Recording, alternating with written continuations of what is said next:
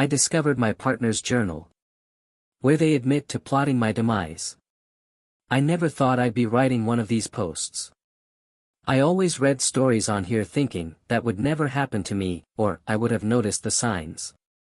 Well, here I am, hands shaking as I type this out, wondering how I missed all the red flags that were right in front of me. My partner Jamie and I have been together for 5 years. We met in college, both taking the same literature class. I was drawn to Jamie's quiet intelligence, the way they could analyze a story and find meanings that no one else saw. When we started dating, everything seemed perfect. We shared the same interests, laughed at the same jokes, and could spend hours talking about nothing and everything. After graduation, moving in together just made sense. Our small apartment became our sanctuary, a place where we built our lives together, one day at a time. The first few years were what most would call domestic bliss. Sure, we had our disagreements like any couple, but nothing major. Jamie got a job at a local publishing company, and I started working as a graphic designer for a marketing firm. Our careers were taking off, and we supported each other through long hours and stressful deadlines. On weekends, we would explore our city, trying new restaurants and visiting museums. We were happy, or at least I thought we were. Looking back now, I can see that things started to change about a year ago. Jamie became more distant, spending more time alone, claiming to be working on a personal project.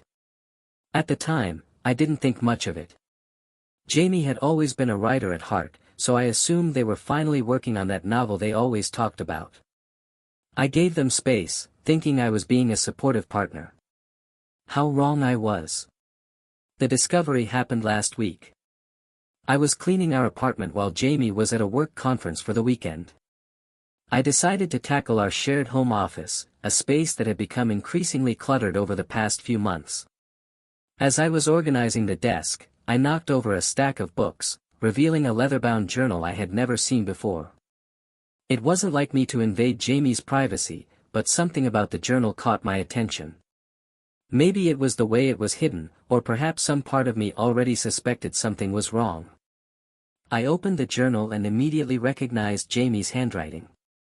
The first few pages seemed innocent enough, daily reflections, work frustrations, ideas for stories. But as I continued reading, my blood ran cold. There, in stark black ink, were detailed plans for my removal, as Jamie had so clinically put it. Not just vague thoughts or momentary anger, but methodical, calculated plans that had clearly been refined over months. The journal detailed different scenarios: an accidental fall during our upcoming hiking trip, tampering with my car brakes, or slowly poisoning my evening tea with a substance that would mimic natural causes. Jamie had researched everything, from police investigation procedures to life insurance policies. There were cold calculations about how my death would benefit them financially, how they would play the grieving partner, and even who they would date after an appropriate mourning period. What terrified me most wasn't just the plans themselves, but the reasoning behind them. According to the journal, Jamie had grown to resent me over time. They felt I was holding them back from their true potential, that my success in my career somehow diminished theirs. There were pages analyzing my personality flaws, my habits that annoyed them, even the way I looked when I slept. The person described in those pages wasn't me, it was a monster created in Jamie's mind, a version of me that deserved to die. The most chilling entry was dated just 3 days before. Jamie had decided on their method, slow poisoning with something called thallium that apparently was nearly untraceable if administered carefully. They had even ordered the substance from some sketchy online source, noting that it would arrive while they were away at the conference, delivered to a P.O. box I knew nothing about. I sat on our office floor for hours, the journal in my trembling hands, trying to make sense of what I was reading. This couldn't be real. This couldn't be the person I had shared my life with for 5 years, the person I had talked about having children with, buying a house with, growing old together. But the evidence was undeniable, written in Jamie's distinctive handwriting, in a journal hidden among their most personal belongings. My first instinct was to confront Jamie, to demand an explanation, to hear them deny everything and tell me it was all just creative writing for a thriller novel. But something stopped me. If these plans were real, confronting Jamie would only alert them that I knew. What would stop them from accelerating their timeline or coming up with a new plan I wouldn't see coming? Instead, I took photos of every page in the journal and put it back exactly where I found it. Then I called my closest friend, Sarah, and asked if I could stay with her for a few days, making up an excuse about our apartment being fumigated. I packed a small bag with essentials, careful not to take too much and raise suspicion when Jamie returned. At Sarah's apartment, I showed her the photos of the journal. I could see in her eyes that she thought I was overreacting at first, that perhaps it really was just fiction writing. But as she read more, her expression changed from skepticism to horror. She was the one who insisted we go to the police immediately. The police station was intimidating, and I felt like I was living someone else's life as I sat across from a detective, showing him the photos of the journal on my phone. He took everything seriously, asking detailed questions about my relationship with Jamie, any recent changes in their behavior, whether they had access to our finances, if they had ever been violent or threatening toward me. When I mentioned the thallium, his expression darkened, and he stepped out of the room to consult with colleagues. When he returned, he explained that they would need to verify the journal existed and that it was indeed Jamie's writing. They would also need to investigate whether Jamie had actually purchased thallium. In the meantime, he strongly advised me not to return home and not to contact Jamie. He helped me file for an emergency restraining order and connected me with a victim advocate who could help me find temporary housing. The next few days passed in a blur.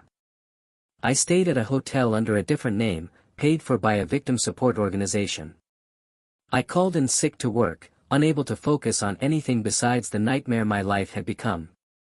Jamie texted and called repeatedly, their messages growing increasingly concerned about my whereabouts. I responded vaguely, saying I was dealing with a family emergency and would be home in a few days. Each message from them made my skin crawl, knowing the thoughts that hid behind their seemingly caring words. The police executed a search warrant on our apartment while Jamie was at work. They found the journal right where I had described it, and also discovered a small package in Jamie's car containing a vial of what later tested positive for thallium. They arrested Jamie that afternoon at their office, leading them away in handcuffs while their colleagues watched in shock. I wasn't there to see it, but the detective called to inform me. He said Jamie had maintained their innocence, claiming the journal was just fiction writing for a psychological thriller they were working on, and they had no idea how the thallium ended up in their car. But the evidence was damning, especially when the police traced the purchase back to Jamie's IP address and found searches on their computer about untraceable poisons and how to make a death look like natural causes. It's been a week since Jamie's arrest, and I'm still trying to process everything. I've moved in with my parents temporarily, in another city where Jamie can't find me even if they were to make bail. I've started therapy, trying to understand how I could have been so blind, how I could have shared my life with someone who was plotting my death. The therapist says it's not my fault, that some people are masters at hiding their true selves, that I couldn't have known. But it's hard not to blame myself for missing the signs. The aftermath has been almost as difficult as the discovery itself. I had to explain to my boss why I needed extended leave. I had to tell my family and friends the truth about why Jamie and I were no longer together. I had to watch people's faces shift from confusion to horror as they processed the news, had to endure their questions and their well-meaning but unhelpful advice. Everyone wants to know how I'm feeling, but how do you explain the feeling of learning that the person you trusted most in the world was planning to kill you? The legal process is just beginning, and I've been told it could take months or even years before Jamie's case goes to trial. The prosecutor believes they have a strong case for attempted murder, even though Jamie never actually poisoned me. The intent was clear, and the purchase of thallium proves they took substantial steps toward carrying out their plan. I'll have to testify, to face Jamie in court, to relive the nightmare of reading those journal entries under the scrutiny of a judge, jury, and possibly the media if the case attracts attention. In the meantime, I'm trying to rebuild my life one piece at a time. I've found a new apartment in my parents' city, a fresh start away from the memories of my life with Jamie. I'm looking for a new job, something to focus my energy on besides the betrayal and fear that threatened to consume me. I'm learning to trust again, starting with small things like accepting help from others, allowing myself to be vulnerable with my therapist, believing that not everyone has hidden motives. The hardest part is reconciling the Jamie I knew with the Jamie who wrote those journal entries. How could someone share your bed, tell you they love you, plan a future with you, all while plotting your death? Were there signs I missed, moments when the mask slipped that I chose to ignore?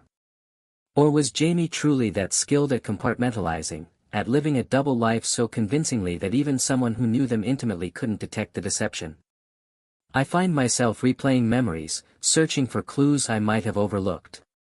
The time Jamie got unusually angry when I received a promotion at work. The way they sometimes stared at me when they thought I wasn't looking, with an expression I couldn't quite read. Their increasing interest in true crime podcasts and novels about perfect murders.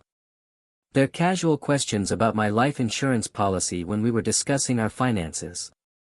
Were these red flags I should have recognized, or am I just finding patterns in hindsight that weren't actually there? The detective working my case has seen similar situations before. He told me that people who plan these kinds of crimes often follow patterns, becoming more controlling, more secretive, more critical of their partners as they move closer to executing their plans.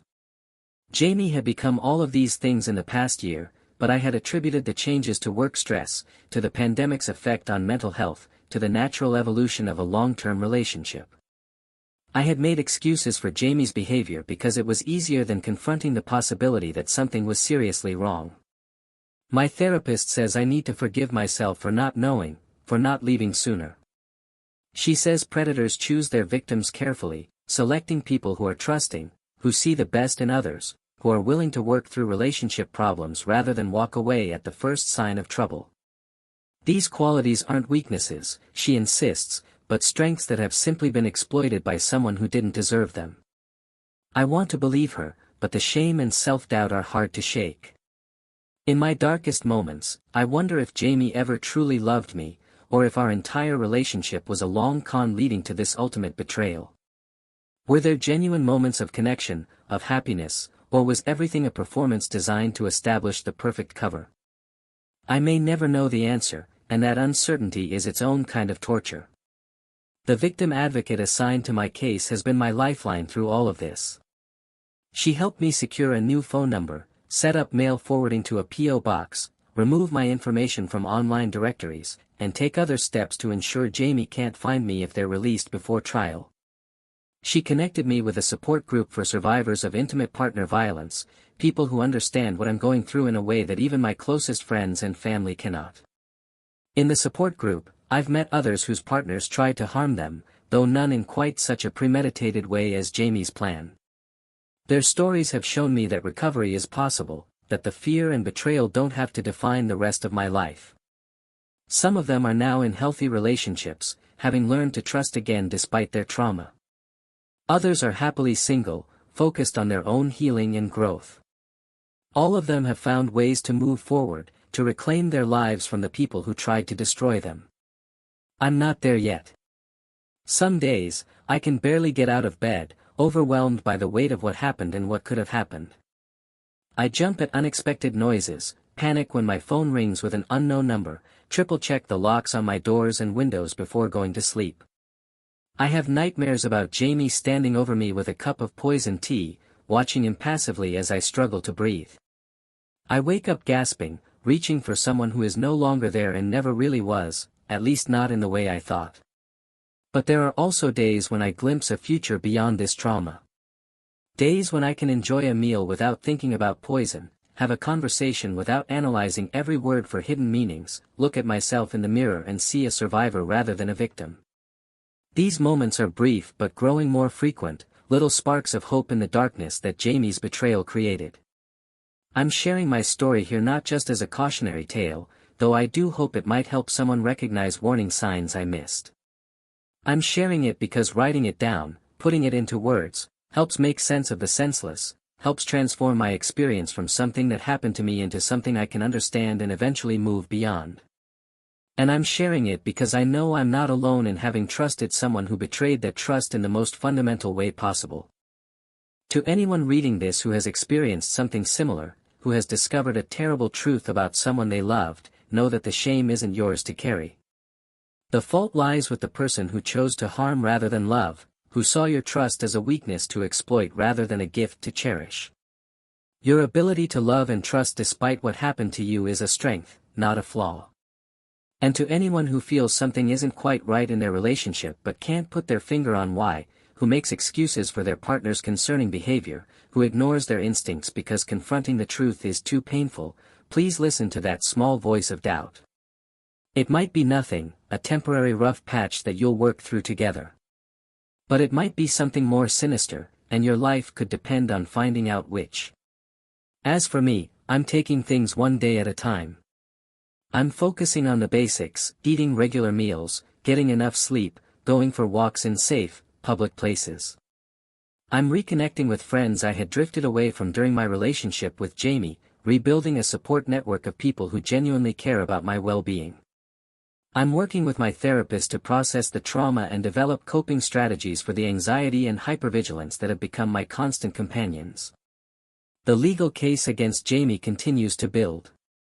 The prosecutor has found evidence that they researched my family's medical history, looking for conditions they could mimic with the poisoning to make my death seem more natural.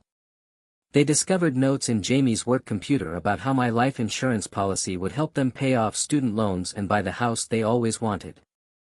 They even found draft emails to my parents expressing shock and grief over my sudden illness, written weeks before they planned to begin poisoning me. I don't know what the future holds.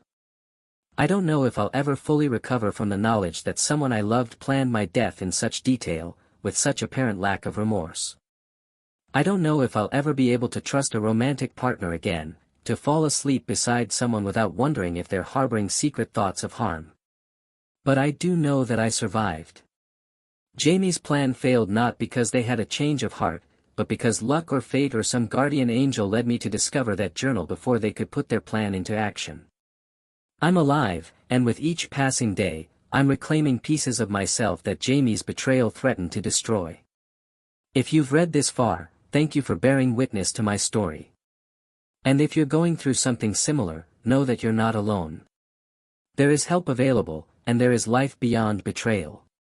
It won't be the life you planned, the one you thought you were building with someone you trusted, but it can still be a life worth living, a life filled with genuine connection and love that doesn't hide poison beneath its surface.